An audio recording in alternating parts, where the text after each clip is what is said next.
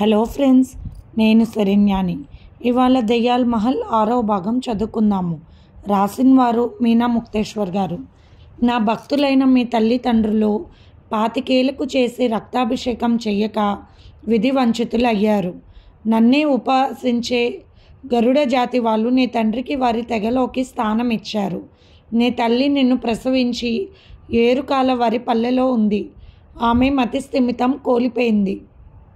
నీ సందర్శనముతో ఆమెకు గతం గుర్తుకు వస్తుంది. నీ తండ్రి చేయవలసిన రక్తాభిషేకం నేడు నీతో చేయించి నన్ను శాంతపరిచారు. నీ తండ్రిని కలిసి నువ్వు చేయవలసిన కార్యక్రమాలు తెలుసుకో బిడ్డా.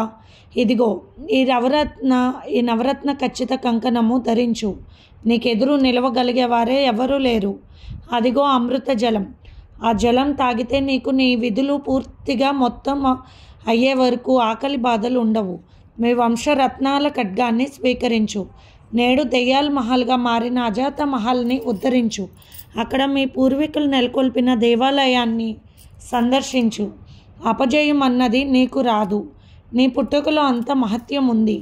ఈ గుడి ప్రాంగణంలో నీలి కలువలు కొలను పక్కన ఉన్న ఈ గుడి ద్వారపాలకుడు కాలభైరవుని మండపంలో నీకు జన్మనిచ్చింది మీ అమ్మ. అందుకే నీకు మహామన్విత్వమైన దివ్యశక్తులు ఉంటాయి. వాటిని తప్పక తెలుసుకుంటావు. ఆ పుణ్యం వలన నీకు పక్షి జాతి కానీ ఏ జాతి కానీ వారు మాట్లాడే భాషలు నీకు క్షుణ్ణంగా తెలుస్తాయి. వాటి ప్రకారం నీ ప్రతి కార్యక్రమం విజయవంతం అవుతుంది.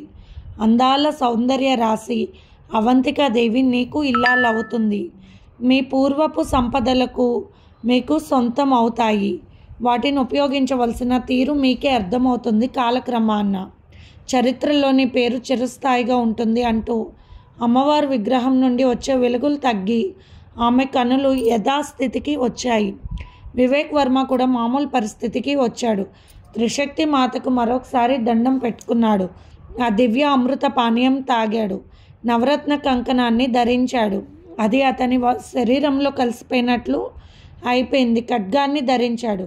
బయటకు వచ్చేసరికి ఆలయం తలుపులు మూసుకుపోయాయి. ఈ లోయ ఎక్కి త్వరగా పైకి వెళ్తే బాగుండని అనుకున్న మరుక్షణం కంకణంలో నుండి వెలుగులు వచ్చాయి. పైకి చేరిపోయాడు వివేక్ వర్మ. అర్థమైంది. మనం ఎక్కడికి కావాలంటే అక్కడికి కంకణం చేరుస్తుంది. మనం ఏ కోరిక కోరితే ఆ కోరిక తీరుస్తుంది. జై త్రిశక్తి మాత అని ఆ తల్లినే తలుచుకుని పైకి చేరిన మరుక్షణం రాజుబాబు ఎదురు చూస్తూ ఉన్నాడు. వివేక్ వర్మను చూస్తే అలనాటి విక్రమార్క మహారాజు అన్నంత దీవిగా దర్పంగా ఏదో దివ్యశక్తులు ఆవహించిన కళతో వెలిగిపోతున్నాడు. కాస్త భయం వేసింది. వివేక్, నీ తండ్రి గారు చెప్పినట్లు నిన్ను అక్కడ దింపి వచ్చాను. అక్కడ కార్యక్రమాలు ఏవి నాకు తెలియవు. నువ్వెలా వస్తావని భయంగా ఎదురు చూస్తూ ఉన్నాను. మొత్తానికి వచ్చేసావు అంటూ సంతోషపడిపోయాడు రాజుబాబు. రాజుబాబుకి నమస్కరించాడు వివేక్ వర్మ. ఒక రకంగా ఆయన వల్లే తనకి ఈరోజు త్రిశక్తి మాత దీవెన లభించింది అని మనసులో మురిసిపోయాడు. అజాత మహల్కి బయలుదేరారు. అతి భయంకరంగా ఉన్నది ఆ ప్రాంతం. ఎదురు పక్షులు చచ్చిపోయి నీలంగా పడిపోయి ఉన్నాయి. కానీ అక్కడ మనుషుల అడుగుజాడలు గుర్తులు గమనించాడు వివేక్ వర్మ. వర్షం రావడం వల్ల గుర్తులు కనిపించాయి అతనికి. ఆ భవంతి దెయ్యాల మహల్. చాలా కష్టం వివేక్, మామూలు విషయం కాదు అని చెప్పాడు రాజుబాబు. మీరు ఇక్కడే ఉండండి, నేను అసలు సంగతి తెలుసుకుంటాను. ఏమీ భయపడకండి, అమ్మవారి ఆశస్సులు నాకు ఉన్నాయని చెప్పాడు నవ్వుతూ వివేక్ వర్మ. నిజమే. అటువంటి ప్రాణాంతకమైన లోయ ప్రాంతంలో నుండి వెళ్ళి గుడిని సందర్శించి దిగ్విజయంగా తిరిగి వచ్చాడు వివేక్ వర్మ. అసలు ఆ గుడి సందర్శనం అంటే మామూలు మాటలు కాదని అందరూ చెప్పుకుంటారు. జాగ్రత్త వివేక్ వర్మ అని చెప్పి రాజుబాబు గుర్రం మీద దగ్గరున్న గూడానికి బయలుదేరాడు. అక్కడ మహల్కి చేరిన వివేక్ వర్మ తలుపు బలంగా లోపలికి నెట్టాడు. ఏమో ఒక రకమైన శబ్దాలు వచ్చాయి. ఒక దీపం కూడా లేదు. చీకటిగా ఉంది. ఎవర్రా నువ్వు లోపలికి ప్రవేశించింది అంటూ వికటంగా మాట్లాడారు. మీరెవరు అన్నాడు ధైర్యంగా వివేక్ వర్మ. నేను బేతాళుడు అన్నాడు వికటహాసం చేస్తూ. నువ్వేమైనా విక్రమార్క మహారాజు కాలంలో బేతాళుడువా అంటూ నవ్వాడు వివేక్ వర్మ. నన్ను మా అమ్మ శ్మశానంలో కన్నది అంటూ బొంగురుగా చెప్పాడు బేతాళుడు. మనిషి చావు పుట్టుకలు అక్కడే మొదలు, భయం ఎందుకు అన్నాడు నవ్వుతూ. లోపల నుండి ఒక రకమైన కాంతిలో జుట్టు విరబోసుకున్న ఎర్రటి చీరలో ఒక దెయ్యం ఆకారం భీకరంగా అరిచింది. నువ్వెవరు అన్నాడు వివేక్ వర్మ. నేను కొరివిబామను అన్నది కీసర్ గొంతుకుతో భయంకరంగా. మీ పేర్లు విచిత్రంగా ఉన్నాయి, అంతే, భయపడాల్సినంత పనేమీ లేదు నాకు అన్నాడు వివేక్ వర్మ. మహల్లో బురదతో కూడిన అడుగులు కనిపిస్తున్నాయి. తెల్ల చీర కొట్టుకుని కొందరు భయంకరమైన వికటహాసం చేసుకుంటూ చీకట్లో వివేక్ వర్మను తాకుతూ వారి చేతుల్లో ఉన్న నిప్పు కొరువిని వివేక్ వర్మ చేతులకు అంటించబోయారు.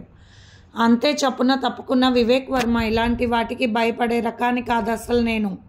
నిన్ననే చచ్చిపోయాను, ఏదో ఈ మహాల్లో దెయ్యాల నివాసం ఉంటున్నాయని వచ్చాను తెలుసుకుని అంటూ తన మహిమల కంకాన్ని మనసులో తలుచుకుని కిందకి పైకి గాల్లో తేలి ఆడాడు. అంతే, అక్కడ పెద్ద పెట్టున అరుస్తూ చాలామంది పోగైపోయారు.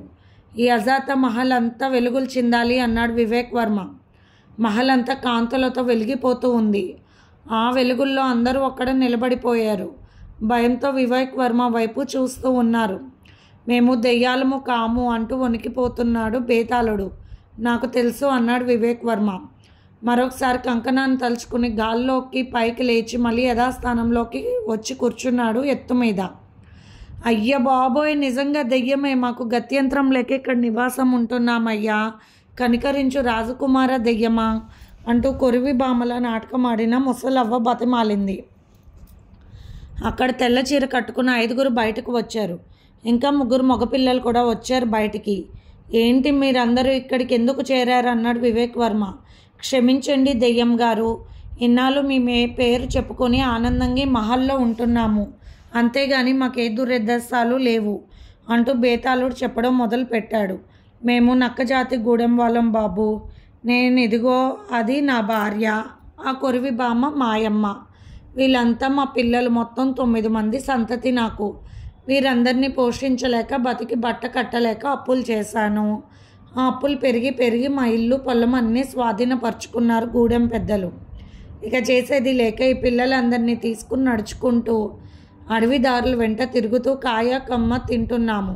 తర్వాత ఖాళీగా ఉందిలే అని దెయ్యాల మహల్లోకి చేరాము. దెయ్యాలుగా నటిస్తూ ఉన్నాము. ఎప్పుడైనా ఎవరైనా వచ్చినా భయపడి వచ్చిన వాళ్ళు ఉన్నారు, పారిపోయిన వాళ్ళు ఉన్నారు. ఈ మహల్ చుట్టూ ఉన్న ప్రాంతంలో తిండికి లోటు ఉండదు. పక్షి జాతులు దొరుకుతాయి కాల్చుకుని తినటానికి. చుట్టూ చెట్ల పళ్ళన్నీ తినేవి మంచివే అని చెప్తున్నాడు మా రాయ. అది గ్రహిస్తే మళ్ళీ ఎవరికైనా ఇక్కడ తిష్ట వేస్తారేమోనని మేమే కొన్ని పక్షులకు నీలిరంగు రాసి మనుషులు అలకడిగాని వస్తే అక్కడ పెడుతూ ఉంటాము. తర్వాత వాటిని చక్కగా కాల్చుకుని తినేవాళ్ళం. ఆ చెట్టు కింద ఆ రంగులోకి మారిన పక్షులను చూస్తే చెట్టు కాయల్లో విషం ఉందని వాటి జోలికి ఎవరూ వెళ్ళరని మాకు తెలుసు. అందుకే అలా నటిస్తూ ఉన్నాము. ఈ మహల్లో ఎదర వైపే మాకు తెలుసు, ఆ వెనక వైపు దారి మాకు తెలియవు. ఒక్కసారి మనుషులు వచ్చారు, ఇక్కడ నుండి ఎటు దారి ఉందో తెలియదు. వారిని బాగా భయపెట్టేసరికి దెబ్బకు పారిపోయారు. కానీ ఆ దారులు వింతలు మాకేమీ తెలియదయ్యా. దెయ్యం గారు మమ్మల్ని వదిలేయండి అని చెప్పాడు బేతాళుడు. నేను మీలాంటి మనిషినే, దెయ్యాన్ని కాదన్నాడు నవ్వుతూ వివేక్ వర్మ. సరే, నేను చెప్పినట్టు చెయ్యండి. ఈ మహల్ మొత్తం శుభ్రం చేయండి, ఇక్కడే పనులు చేసుకోండి, మీకు కావాల్సినవన్నీ నేను ఇస్తానని చెప్పాడు వివేక్ వర్మ నవ్వుతూ. అయ్య బాబోయ్, మేము ఇక్కడ ఉండము, బతుకుంటే బలసాకు తింటాం, కానీ దెయ్యంతో కూడా ఇక్కడ మేము ఉండలేమన్నారు అందరూ భయంతో వణికిపోతూ. నేను దెయ్యాన్ని కాదు, ఏమీ కాదు అంటూ నేను ఈ మహల్కి వారసుని. ఈ అజాత మహల్ని పరిశుభ్రంగా చేయకపోతే వెంటనే మీకు శిక్షలు అమలు పరుస్తానన్నాడు కోపంగా వివేక్ వర్మ. ఇక అందరూ ఎవరి పనుల్లో వారికి మునిగిపోయారు. ప్రతి గదిలో ఉన్న చెత్తను శుభ్రం చేస్తూ హడావుడిగా పరిగెత్తుతూ భయంతో చేస్తూ ఉన్నారు. వారిలో భయం పోయి ఉత్సాహం ఉంటే బాగుంటుంది అనుకున్నాడు వివేక్ వర్మ. అంతే, వారు సంతోషంగా నవ్వుతూ పనులు మొదలు పెట్టేశారు. వారికి ఇష్టమైన ఆహార పదార్థాలు వారి కళ్ళ ముందుకు వస్తే ఇంకా బాగుంటుంది అనుకున్నాడు వివేక్ వర్మ. అలాగే జరిగింది. వారు శుభ్రంగా భోజనాలు చేసి చక్కగా పనుల్లో పడిపోయారు. బేతాళ అని కొడుకుని రమ్మనని పూర్వీకుల చిత్రపటాలు వాడితో శుభ్రం చేయించసాగాడు దగ్గరుండి. ఒక రోజులో మహల్ అంతా వెలిగిపోయింది. మహల్ అంతా చుట్టాడు. ప్రతి గదిని చూశాడు వివేక్ వర్మ. చంద్రలేఖ గారి గది. ఆ గదిలోకి ప్రవేశించాడు వివేక్ వర్మ. అద్భుతమైన తల్లి చిత్రపటాన్ని చూసి ఆశ్చర్యపోయాడు. దేవతా రూపంలో ఉన్నది తన తల్లి రూపం. మనస్ఫూర్తిగా నమస్కరించుకున్నాడు. చంద్రలేఖ గదిలోని 2 పక్షులు పురాతనమైనవిలా ఉన్నవి. అవి మాట్లాడుకుంటూ ఉన్నవి. ఇప్పటికే 26 సంవత్సరాలు దాటిపోయింది. చంద్రలేఖ గారు వెళ్ళి, అవును, గదిలో ఉన్న మంచం కింద మార్గం ఉంది. అందులో నుండి గుడికి చేరుకునేవారు ఆమె. ప్రతిరోజు నిత్యం పూజలు చేసేవారు. ఆ దేవాలయం కళావిహీనం అయిపోయింది. తల్లి గదిలో ఉన్న చిత్రపటాలను తీసి అన్నీ పరికించి చూశాడు వివేక్ వర్మ. మహేంద్రవర్మ గారి చంద్రలేఖ కలిసి ఉన్న చిత్రపటం అన్నీ చూస్తూ ఉన్నాడు. చంద్రలేఖ గారి కుమారుడు మహేంద్రవర్మ గారి వారసుడని ముచ్చటగా చెప్పుకుంటున్నాయి పక్షులు. అంతా బాగానే ఉంది. కానీ మహేంద్రవర్మ గారి మేనత్త కుమారుడు నీలదత్తుడుకు భయంకరుడు. ఈ అజాత మహల్లో సంపదలకు మార్గం ఉందని తెలుసు వాడికి. కానీ ఎంత ప్రయత్నించినా దారి మార్గం తెరుచుకోలేదట అన్నది మగపక్షి నవ్వుతూ. వివేక్ వర్మ చేతిలోని నక్షత్రం గుర్తుకే అది తెరుచుకుంటుంది. వారి వంశంలో ఉన్న వారసుడు వివేక్ వర్మ. అతను కాలభైరవుని వరపుత్రుడు. త్రిశక్తి మాతకు కూడా ముద్దు బిడ్డ. అతనిని ఎవరూ ఎదిరించలేరు. అతని ఎదురు నిలిచి గెలవలేరు. ఎందుకెలా అని అడిగింది ఆడపక్షి ఆశ్చర్యంగా. వివేక్ వర్మ చేతికి ధరించిన అమ్మవారి కంకణం. వివేక్ వర్మపై దాడి చేయాలనుకున్న ప్రతి వారి బలము మొత్తం లాగేస్తున్న కంకణం. వివేక్ వర్మ తల్లి అమ్మవారి భక్తురాలు. అందుకే ఎవరు ప్రవేశించలేని ఆలయ ద్వారంలోకి ప్రవేశించి వివేక్ వర్మకు జన్మనిచ్చింది. ఆ బిడ్డను కాపాడే బాధ్యతను రాజబాబుకు అప్పగించింది అమ్మవారు శక్తితో. అమ్మవాడు దర్శనమైన బిడ్డడి వివేక్ వర్మ. ఇతనిని చూడడమే మన జన్మ ధన్యం. ఎన్నాళ్ళకు నా మనసు పొంగిపోతుందంటూ ఆడపక్షి ఆనందపడిపోయింది. ఎందుకు అంటూ మగపక్షి అడిగింది కుతూహలంగా. అజాత మహల్ మళ్ళీ పూర్వపు వైభవానికి వచ్చేసింది. వివేక్ వర్మను చూస్తుంటే ముచ్చటగా ఉంది. అతని రూపురేఖలంటూ మురిసిపోయింది ఆడపక్షి. అంతఃపురంలో అవంతికాదేవి కూడా వివేక్ వర్మ అందానికి దర్పానికి మనసు పారేసుకుంది పాపం.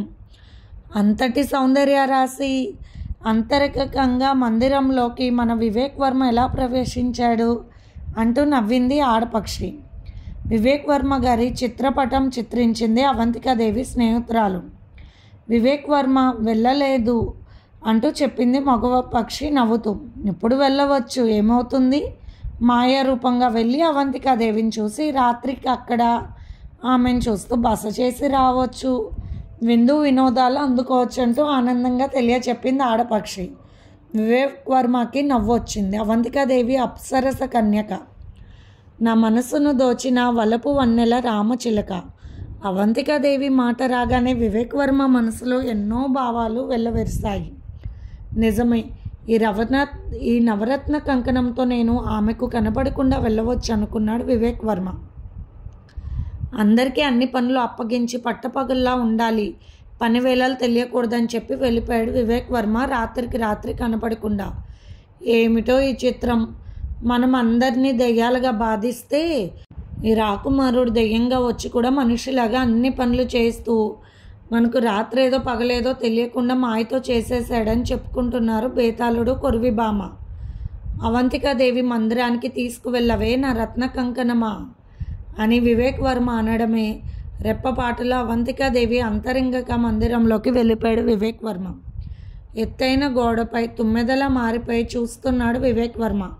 అందరూ నిద్రిస్తున్నారు. అవంతికాదేవికి నిద్ర రాక వివేక్ వర్మ చిత్రపటాన్ని తీసుకుంది చేతిలోకి.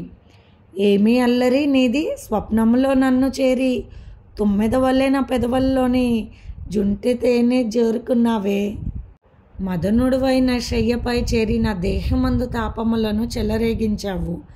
ఉచ్ఛ్వాస నిశ్వాసల భారమై ఉన్న నా ఎదపై ఉన్న పయ్యాదును లాగి నీ కరముల స్పర్శతో నా ఎద ఎత్తులను తడుముతూ నన్ను ఊహల ఉయ్యాలలో పవలించేలా చేస్తున్నావు. చిక్కిన నా నడుమును నీ కరముల చిక్కించుకొని చిత్రమైన కంపనాలు ఏవో రగిలిస్తున్నావు. మదన మందిర ద్వారమునకు మత్తుగొలిపే నీ రత్నకరవములతో ఆహ్వాన చిహ్నాలను లెక్కిస్తున్నావు. ఆపలేను, ఈ తాపభారమును భరించలేను నేను. ఈ విరహ తాపాన్ని మదనాన్ని నొక్కసారి కంటి నేను అదేలా నా మనసంతా నీవే నిండిపోయావు. చిత్రం కదా ఈ ప్రేమ రసరమ్య విచిత్రం. కలలోని బహువలలో బందీ అయిన నేను బయటకు రాలేక తప్పించుకోలేక మదనుని చర్యలను అడ్డగించలేక తప్పించిపోతున్నాను ప్రియా. ఒక్కసారి నువ్వు రాలేవా? నన్ను ఈ విధమున కాంచవేళ అంటూ విరాహ తాపంతో సరస సంభాషణలు వివేక్ వర్మ చిత్రపటంతో పరవాసన మాట్లాడుతుంది అవంతికాదేవి. ఆమె సుందర రూపమునకు మాయమర్చిపోయాడు తుమ్మెదలా మారిపోయిన వివేక్ వర్మ. ఒక్కసారిగా తన మాయా రూపాన్ని వదిలి అసలు రూపాన్ని ధరించాడు. ఎదుట నిలిచిన కలలోని వేధిస్తూ కళ్ళ ముందు కూడా కనిపిస్తూ కవ్విస్తూ, నన్ను బాధించుట భావ్యమైన ప్రియా, ఈ మనోహరిపై జాలి లేదా నీకు? ఎలా ఈ విధమైన విపరీత ఆలోచనలు నాలో చెలరేగుతున్నాయి? ఇంతవరకు ఇటువంటి ఆలోచన చెంతకైనా చేరలేదే అంటూ వివేక్ వర్మ నువ్వు స్వప్నంలో చూస్తున్నాను అనుకుని కలలో నా పరవశాన అతని ఎదలోన దాగినది అవంతికాదేవి. ఆమె స్పర్శకు ఆగలేని వివేక్ వర్మ ఆమెను గాంధర్వ వివాహం చేసుకున్నాడు. అజాత మహల్లో తల్లి చంద్రలేఖ గారి పటానికి తగిలించున్న హారంలో మహాలక్ష్మి బొమ్మలో మంగళసూత్రములు దాగి ఉన్న హారాన్ని అవంతికాదేవి మెడలో అలంకరించాడు. అంతే, పుష్పవాన కురిసింది. అది కూడా విధిలిఖితమే. అవంతికాదేవిలోని భావాలు కూడా విధిలిఖితమే. ఆమె జాతకానున్న కన్నెగండం తీర్చడానికి ఆమెకు భర్తగా మారాడు వివేక్ వర్మ. సూర్యచంద్రుల సాక్షిగా ఆమెను అర్ధంగిగా చేసుకున్నాడు. కళా చిత్రమా అంటూ చిత్రంగా చూస్తుంది అవంతికాదేవి. ఆమెను ఆనంద పరవశంసాన దగ్గరకు తీసుకుని ఎప్పుడైతే ఆమె అధురమృతాన్ని గ్రోలినాడో అప్పటికి ఈ లోకంలోకి వచ్చి సిగ్గుల మొగ్గైపోయింది అవంతికాదేవి. అంతర్వాణిలా వినిపించింది ఒక సందేశం. ఇప్పుడు మీరు ఏకశైపై పవలించవలసింది, అవంతికాదేవి భార్యగా పూర్తి హక్కులు పొందవలసిందే అన్న మాటలు వినిపించాయి. ఆకాశంలో ఒక నక్షత్రం ద్వారా వచ్చిన అంతర్వాణి. భగవంతుని ఆజ్ఞ. ఆమెతో ఆ రాత్రి ఏకశయ్యపై పవలించినాడు వివేక్ వర్మ. మధురమైన ఎన్నో అనుభవాలను ఒకరికొకరు పంచుకున్నారు. ఒకే ఒక్క గండం అవంతికాదేవికి ఉంది. అది ఎప్పుడు ఏ రకంగానూ ఆమెను ఏమీ చెయ్యలేదు. ఆమె కన్య కాదు కాబట్టి, ఆమె భర్తగా వివేక్ వర్మ అయ్యాడు కాబట్టి. లేకుంటే అవంతికాదేవికి ప్రాణగండం లేక మానగండం ఉంది జాతకంలో. ఇక ఆమెను ఎవ్వరూ ఏమీ చేయలేరు. పక్షుల జంట అది తెలిసే వివేక్ వర్మను సమయానికి ఇక్కడకు చేర్చాయి. ఒక దుర్మార్గుడు చేస్తున్న అష్టవిద్య ఫలితం అవంతికాదేవిలో ఒక రకమైన భావోద్వేగాలు మొదలయ్యాయి.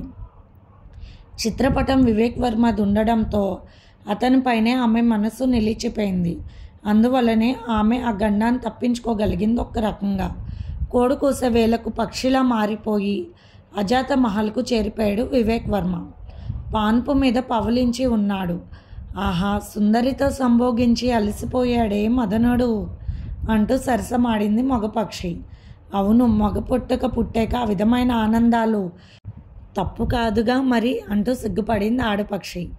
నవగ్రహాల దోషం కలిగిన ఆమెకు జరిగే ప్రమాదాన్ని నవరత్నాల కంకణం ధరించిన వివేక్ వర్మ తప్పించగలిగాడు. ఇది ఫ్రెండ్స్ ఇవాల్టి ఎపిసోడ్. రేపు ఇంకొక ఎపిసోడ్తో మేము ముందుకు వస్తాను. మీకు కనుక స్టోరీ నచ్చితే లైక్ చేయండి ఫ్రెండ్స్. అలాగే మన ఛానల్లో ప్రసారం అవుతున్న positive thoughts written by Shri Kommanapalli Ganapathi Rao గారు కూడా చదివి మీ అమూల్యమైన సమీక్షలు తెలియచేయండి. ఉంటాను.